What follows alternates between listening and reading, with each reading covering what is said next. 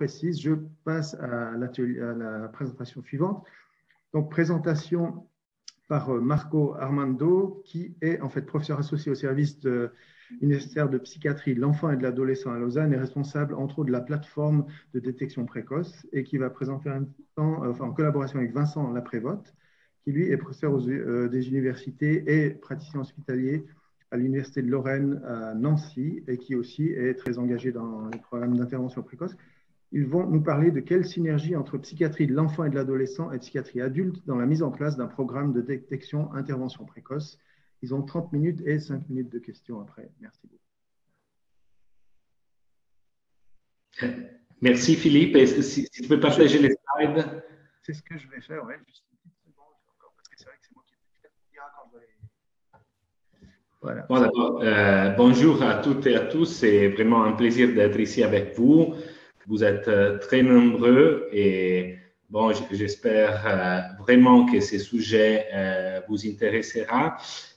Comme Philippe l'a dit, on n'arrivera jamais à vous parler de tous ces sujets. Donc, n'hésitez pas à m'écrire par email si vous avez des questions plus spécifiques. Mais bon, pour entrer dans les sujets, donc, comme Alessandra Solidatozzi l'a dit, une des questions qui se pose quand on doit développer une unité de détection et d'intervention précoce, c'est de pouvoir garantir la continuité des soins. Donc, bien sûr, la prise en charge, mais aussi la continuité. Et Philippe, est-ce que tu peux aller à la slide, celle suivante encore? Encore, s'il te plaît, pardon. Voilà, j'essaie d'aller un peu vite, comme ça on garde un peu de temps pour la discussion. Bon, d'abord, pourquoi on se pose la question de la continuité des soins? On se pose la question de la continuité des soins à cause de l'évolution du trouble psychotique, du premier épisode psychotique, mais aussi de clinical high risk en soi.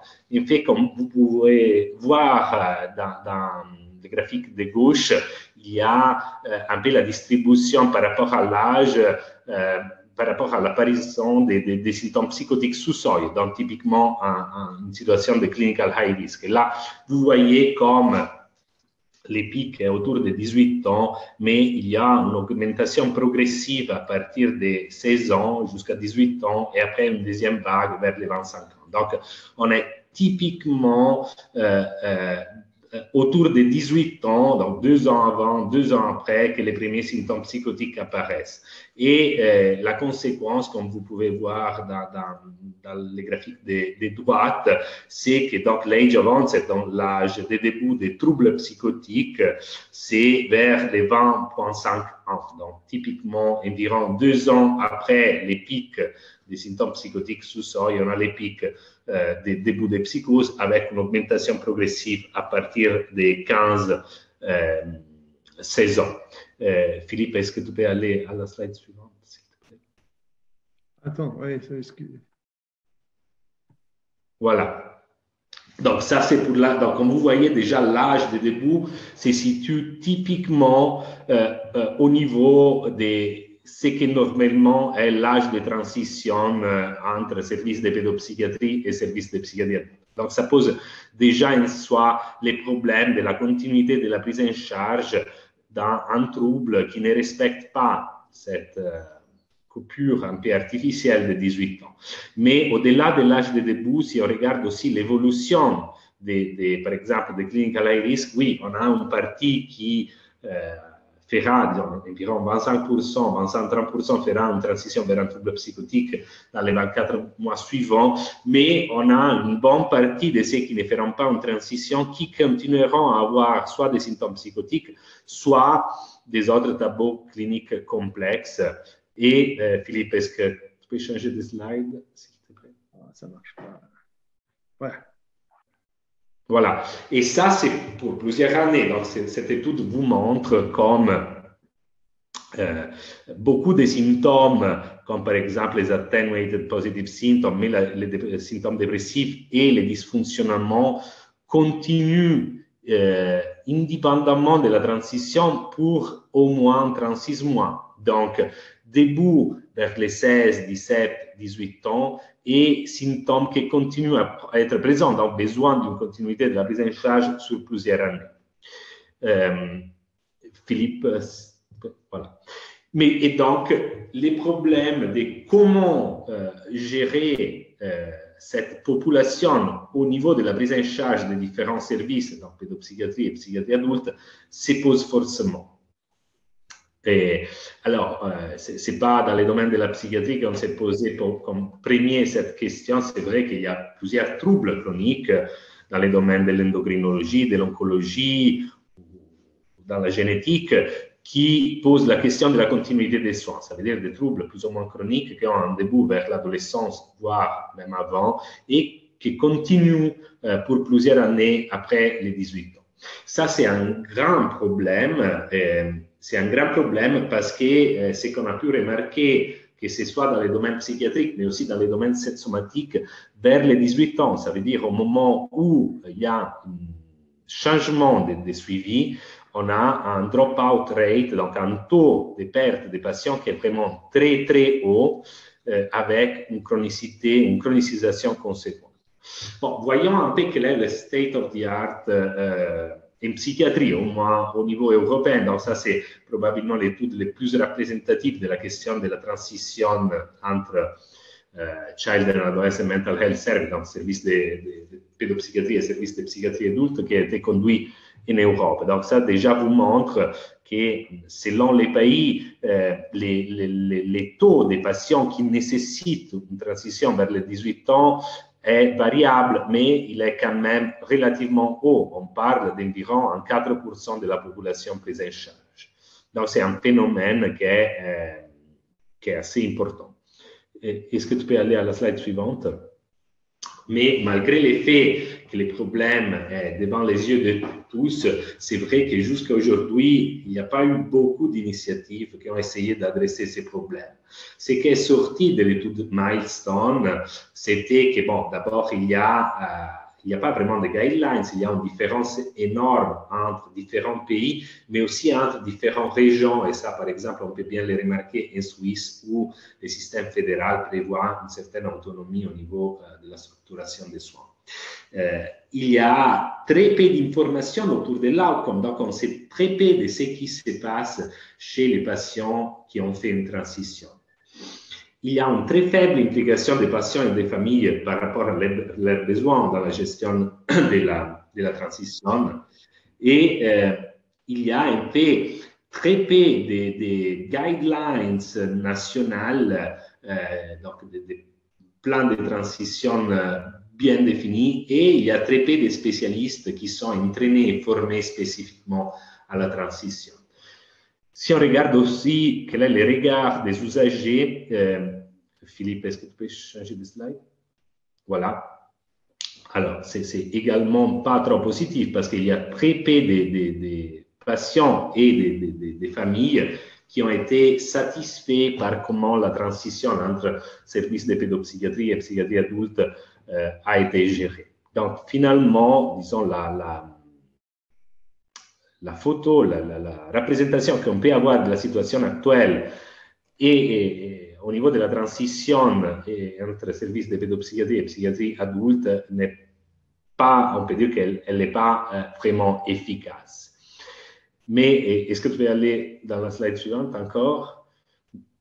Voilà, donc, qu'est-ce qu'on peut faire? Bon, bien sûr, les problèmes se posent en général au niveau de la synergie et de la collaboration entre services de psychiatrie de l'enfant et de l'adolescent et services de psychiatrie adulte, mais le but aujourd'hui, c'est de voir un peu plus spécifiquement au niveau de Early Intervention Services, donc des services de détection et intervention précoce, qu'est-ce qui a été fait et comment on peut réfléchir et adresser les problèmes. Donc là, ça c'est une partie un peu plus concrète, un peu plus pratique, à laquelle suivra la présentation de mon collègue qui vous amènera vraiment des expériences faites sur le terrain.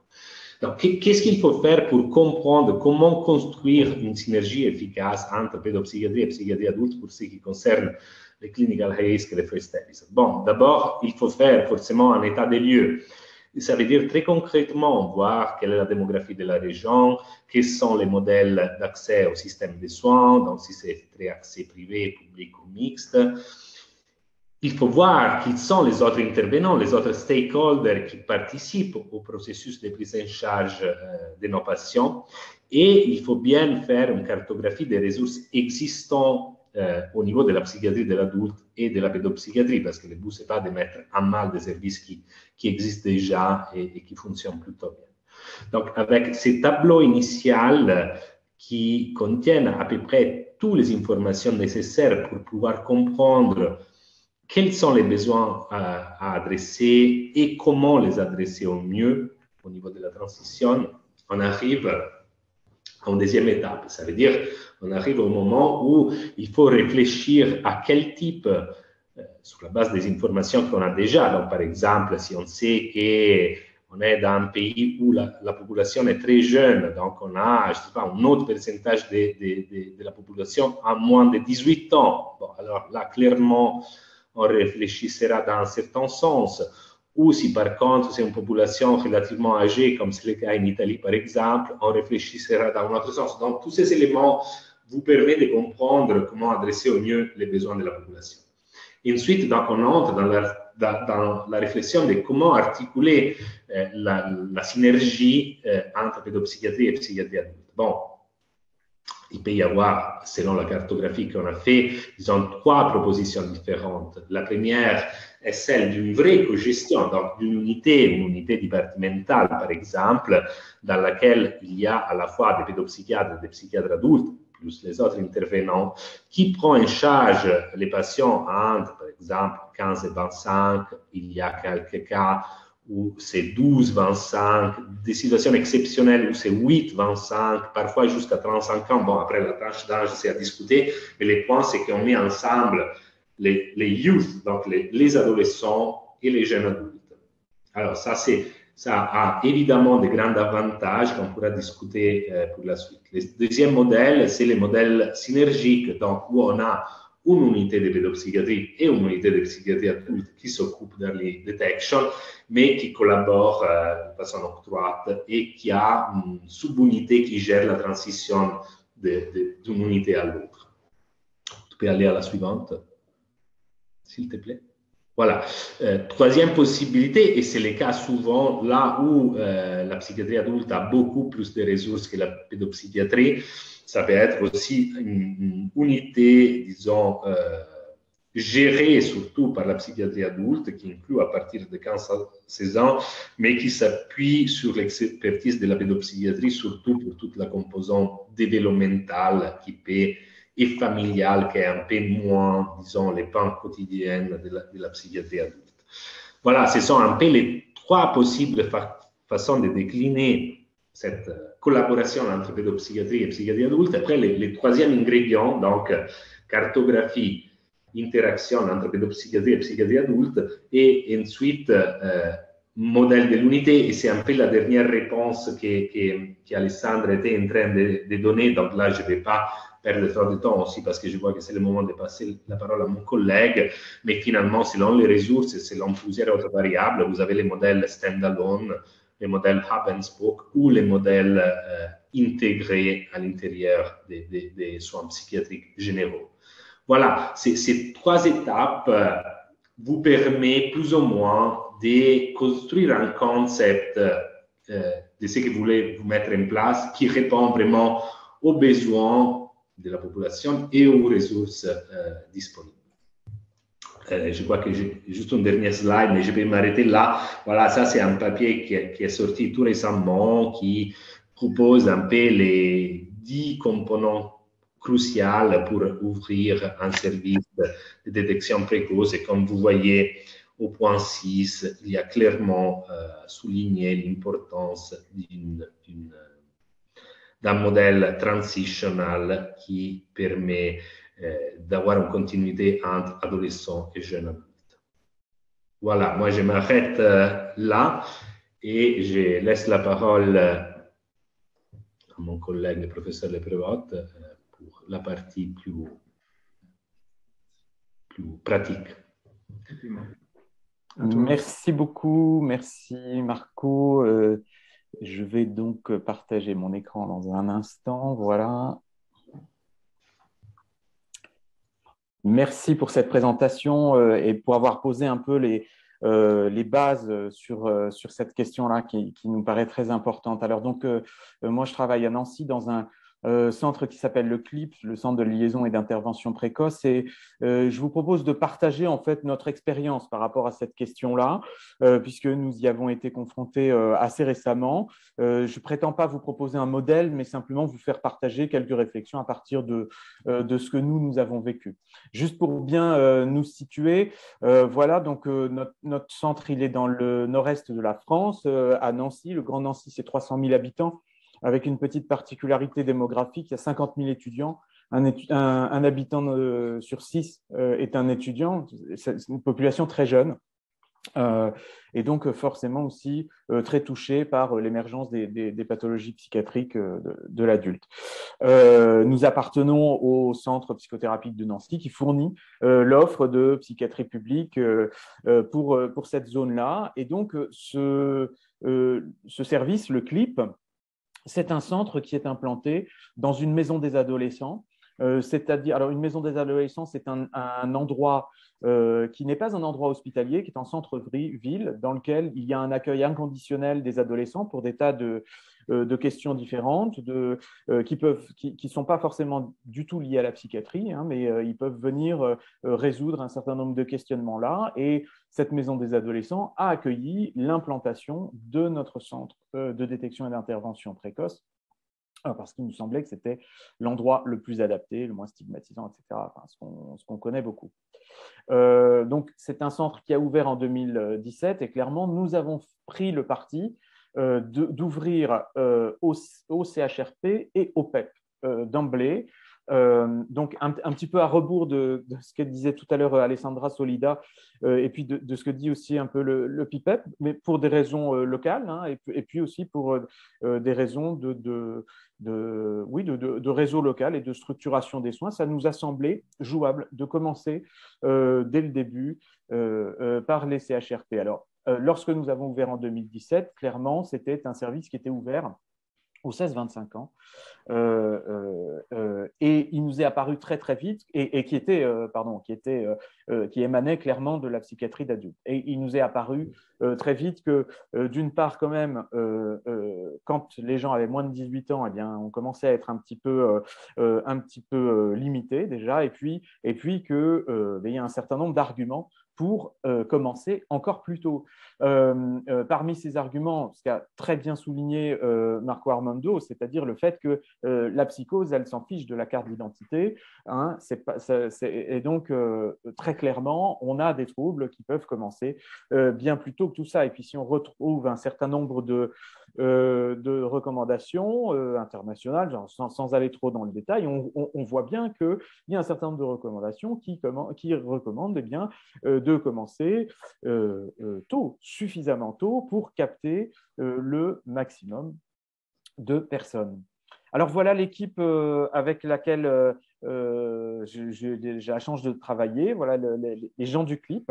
Vous voyez, il y a des psychiatres, des psychologues, neuropsychologues, des infirmiers. Les case managers peuvent être psychologues ou infirmiers. Et puis donc ça, c'est un peu l'équipe, on va dire, de base. Et puis donc sur la base de ce questionnement-là, de se dire il faut vraiment qu'on commence plus tôt, il faut qu'on y aille, eh bien, nous avons répondu à un appel à projet du gouvernement français qui nous a accordé des fonds donc, pour effectivement avoir du monde supplémentaire dans cette équipe qui puisse nous aider sur ces questions-là. Et donc, voilà, Sandrine Zebeck, le docteur Sandrine Zebeck, qui est pédopsychiatre, nous a rejoint, ainsi que Jeanne Franchet et à l'époque Julien Hans, qui est remplacé par quelqu'un de tout nouveau depuis, pour vraiment s'occuper de cette tranche d'âge-là, on va dire entre 12 et 18 ans, et nous aider dans cette compétence-là. Donc, ils viennent du milieu de la pédopsychiatrie et ils ont tous encore un pied dans la pédopsychiatrie, puisque les infirmiers et case managers, ils sont à mi-temps avec une équipe mobile pour les adolescents, et puis Sandrine Zebeck avec plusieurs services. Donc, vous avez maintenant l'équipe au grand complet. Et vous voyez bien que ça nous a aidé à une chose, parce qu'un service, alors bon, sur le modèle qu'a dit Marco Armando tout à l'heure, le CLIP est un service stand-alone, il se tient par lui tout seul, et il fournit toutes les évaluations, il fournit tout le suivi, mais néanmoins, en fait, un service n'est jamais tout seul, un service de détection et d'intervention précoce n'est jamais tout seul, il est forcément en réseau. Nous sommes en réseau avec la Maison des Adolescents naturellement, puisque on est colocataire de l'endroit, mais aussi, donc très naturellement, dès notre fondation, nous étions en lien avec une unité d'hospitalisation spécifiquement, parce que certains d'entre nous sont sur des temps partiels entre cette unité et le CLIP, un centre de remédiation cognitive qui s'appelle CURE, et puis nos centres de consultation publique, les CMP, comme on les appelle en France. Eh bien, cette connexion avec nos collègues pédopsychiatres nous a permis aussi de développer l'autre pan, qui est vraiment d'avoir accès à des ressources d'hospitalisation et avec un lien d'hospitalisation très important, donc une unité spécifique pour les ados qui s'appelle Horizon, d'avoir un lien aussi avec une équipe mobile qui va un peu partout et qui s'occupe des adolescents, et puis avec les centres médico-psychologiques, le centre médico-psychologique pour adolescents de notre zone. Donc pour nous, c'était très important. Alors, cette ouverture, elle est très récente, puisque donc on a commencé tout début 2021. Donc, voilà quelques données sur les premiers mois d'activité. Sur les 8 premiers mois, on a reçu 21 jeunes. Vous voyez à droite la répartition des âges. Alors, fondamentalement, on voit que la courbe est centrée surtout autour de 16 ans, et c'est très logique comme ça. Vous voyez qu'il y a un certain nombre de patients qui sont venus avec des états cliniques à risque de psychose, avec des patients qui sont venus avec des premiers épisodes psychotiques. Mais comme ça a été soulevé tout à l'heure, effectivement, on voit qu'il y a un certain nombre de questions qui se sont posées sur d'autres diagnostics, avec une vraie question sur les troubles du spectre de l'autisme. Et puis, avec des patients qu'on a dû réorienter parce que l'orientation n'était pas la bonne directement sur notre centre. Et je vous partage quelques enjeux que nous avons repérés collectivement sur cette évaluation. D'abord, la question de la spécificité des symptômes psychotiques à l'adolescence. Et on sait que globalement, plus on est tôt dans les âges, moins les symptômes psychotiques vont être spécifiques d'un éventuel devenir vers de la psychose franche. Il y a clairement des aspects transdiagnostiques entre différentes pathologies. Ce sont des choses que l'on peut retrouver dans d'autres pathologies. Il y a aussi des questions de diagnostic différentiel avec des phénomènes imaginaires qui peuvent être présents chez un certain nombre d'adolescents, ou bien encore la question aussi du diagnostic différentiel avec des psychotic-like experiences, avec des expériences psychotiques non pathologiques qui sont présentes dans un certain nombre dans une certaine proportion dans la population générale. Et forcément, plus on baisse l'âge d'accès et plus on y est confronté. En tout cas, c'est ce qui nous a semblé. Un autre point de l'évaluation a été l'usage de certains outils d'évaluation, par exemple la CARMS, qui est très structurée, très directive, parfois un peu trop directive pour les jeunes. Et donc, ça nous a beaucoup interpellés. Alors, on a un peu réfléchi à ce sujet et on s'est nourri de la littérature. Et dans un instant, je vous proposerai un peu les pistes que nous utilisons actuellement. Autre point très important, l'interaction avec le psychotraumatisme. On y était déjà beaucoup confronté de base en faisant de la détection et de l'intervention précoce chez les plus grands. Et alors, avec les plus jeunes, nous avons le sentiment d'y être pas systématiquement confrontés, mais que c'est une question tout à fait récurrente chez les jeunes que nous avons à voir. Et on sait que l'interaction entre psychotraumatisme et psychose, eh bien, c'est une interaction complexe, puisque à la fois ça peut être un facteur de risque, ça peut être un diagnostic différentiel aussi. Donc, il y a vraiment un enjeu clinique là qui est tout à fait aigu pour nous. Enfin, un questionnement récurrent sur les troubles du spectre de l'autisme nous a poussé à mettre en place maintenant des réunions de concertation avec notre centre de référence pour les troubles du spectre de l'autisme sur notre établissement et donc à collaborer régulièrement pour bien déterminer ensemble sur certaines situations complexes quels sont comment orienter au mieux. Alors, pour mieux spécifier les symptômes, je le disais à l'instant, certainement que nous avons besoin de beaucoup élargir nos outils. Alors, nous comptons nous baser de plus en plus sur un travail qu'a mené Clément Dondé. Il a pris la parole tout à l'heure, vous l'avez vu, mais je vous remontre son visage gracieux.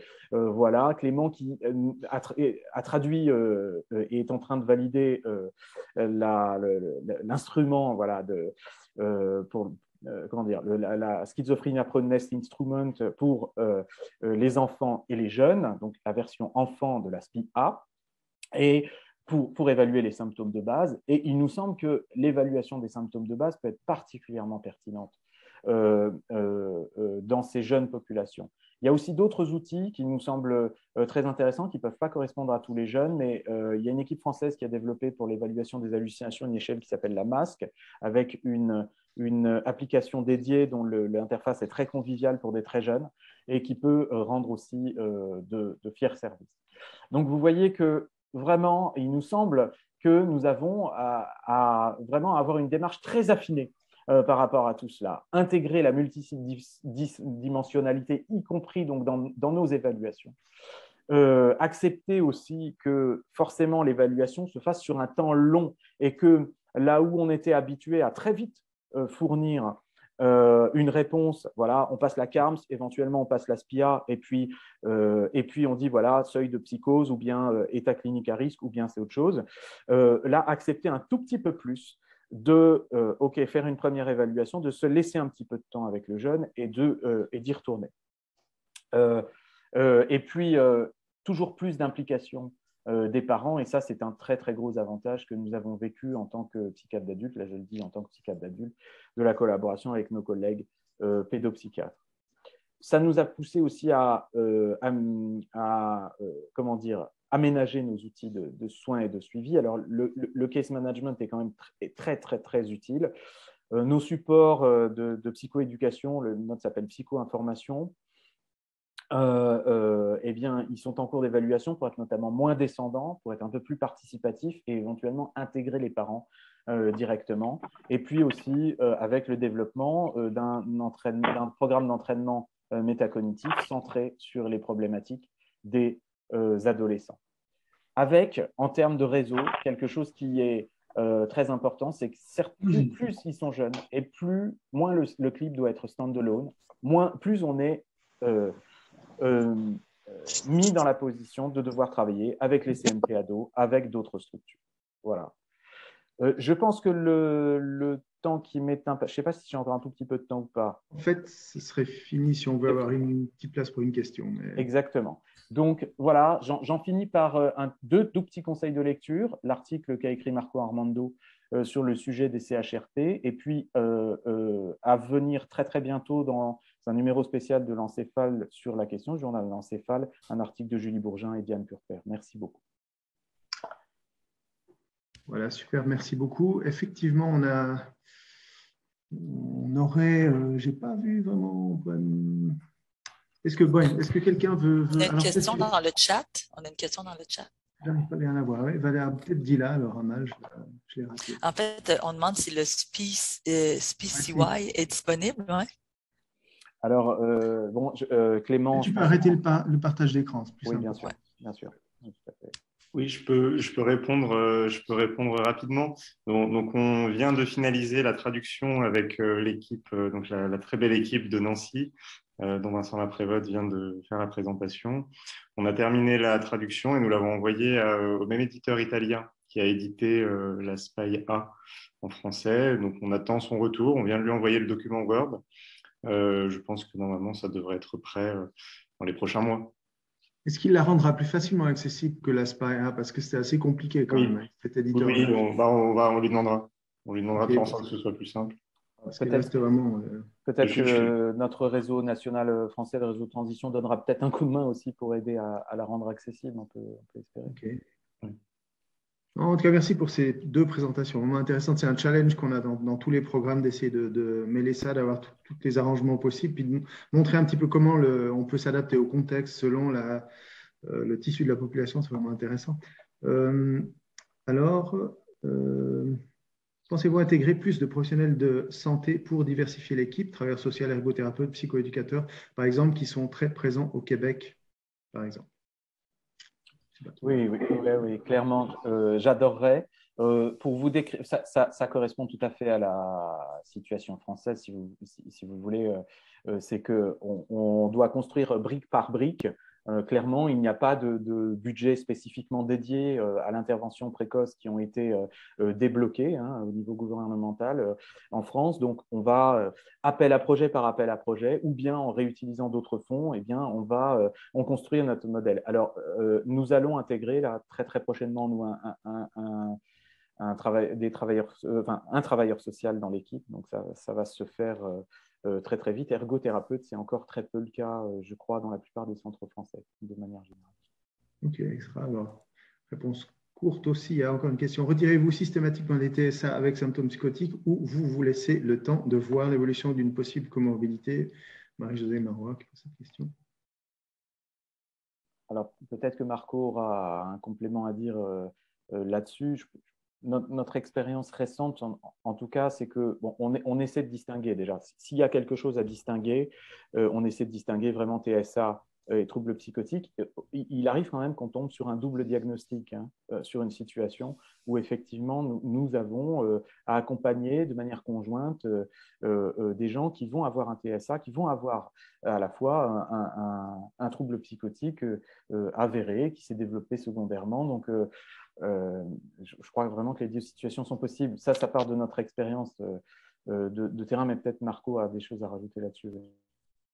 Oui, non, tout à fait. Je voudrais plutôt rebondir sur ce que tu as dit. La comorbidité est la règle plutôt que l'exception. Dans l'exemple, les études montrent une fourchette très large, mais on est entre les 5 et les 50% de comorbidité selon les études entre TSA et troubles psychotiques. La difficulté est de comprendre si la composante qu'on estime être psychotique appartient vraiment à la psychose ou c'est plutôt un épiphénomène du trouble du spectre autistique. Là, c'est l'expérience. Et disons, c'est pas évident, mais je dirais que c'est très fréquent d'avoir une comorbidité et il faut bien la garder à l'esprit parce que sinon on risque de passer à côté des tableaux psychotiques et on fait qu'un diagnostic de TSA.